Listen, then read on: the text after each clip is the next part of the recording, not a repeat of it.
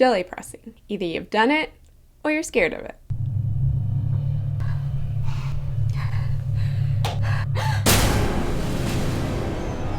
Okay, maybe there's a third option in there. Hi there, it's Carrie at Ink Hill Revival, and I've got a little secret for you today. In fact, quite a few. I'm going to tell you all the things I wish I knew before my first time jelly pressing. And if you don't have a gel press, I don't either. You can still do it. You're going to be so ready to make some prints of your own, and all there is to lose is some paper and a clean craft room. You got this. Let's deal with the elephant in the room right away. I don't have a gel press or even a brayer. Instead, I'm using the back of a background stamp and a roof roller from the tool shed. I've got a video linked for you below all about this hack. Before I knew much about it, I thought jelly pressing was a big deal. I need a press? What? But it's not. Think of it as a giant layering stamp. One that there's no right or wrong way to layer with. That's like a dream situation there. There's way more texturizing options beyond stencils. Think things around your house or yard, as long as they're not pokey, that could damage your press. And don't forget die cuts. These are doubly useful to use as stencils, and I'm going to talk about that more when I get into some of the printing details. Don't use paper that's smaller than your gel press, like a pre-cut card front. That's what I did on my first go, and of course you leave lots of the paint on the press all around the edges, and on a second pull, you've got all those harsh lines. Instead, cut your paper just a bit bigger than your press.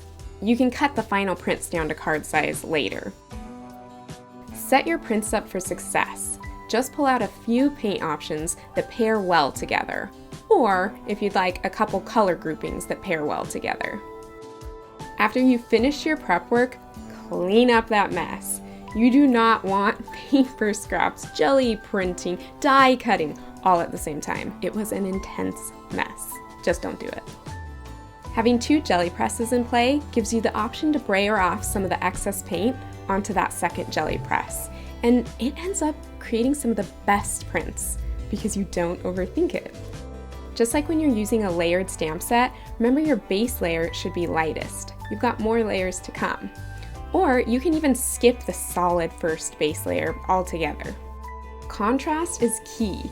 Make sure you've got both lighter and darker colors coming into play. Black looks especially amazing.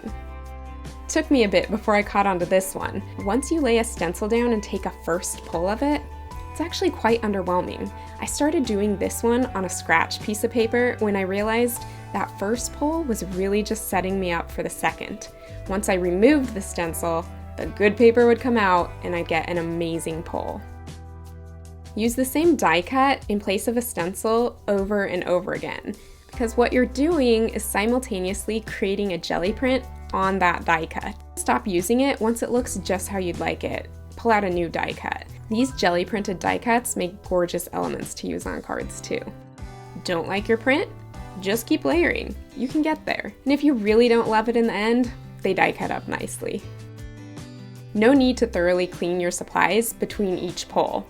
Just brayer off the excess paint onto some scratch paper, and those stencils, the paint dries pretty quickly on them. In fact, if a little bit of that dry paint pulls off on a print, it looks amazing. You're all done jelly printing, but do not clean off that plate. The very best print is stuck to it. To get it off, you're gonna brayer on some white paint all over your plate, but don't overwork it. Press down a piece of paper and leave it to dry. It takes a good 20 minutes at least. It'll feel warm to the touch instead of cool when it's ready to peel. And this is the very best part. I don't know what I was thinking using wet wipes on my very first cleanup. Instead, I've got a pan of soapy water just to the side, and whenever I'm completely done with a supply, I'll throw it in there. At the end, I just scrub everything off and quickly dry it with a big towel. Use your prints. Challenge yourself to make at least one card out of a print that day or the next. Store the rest of them in a usable way. After my first go, I shoved them all into the corner of my desk. It was not inspiring. What's working much better for me is storing them in a basket. I've got mine in the same type of bag I store background stamps in. On the one side is the full prints, and on the other is the small prints and the scraps. And they're in there by rainbow order. Totally out of the way, but very usable and accessible. Need more jelly printing motivation? Then check out this video where I tell you why I had a change of heart when it comes to jelly printing.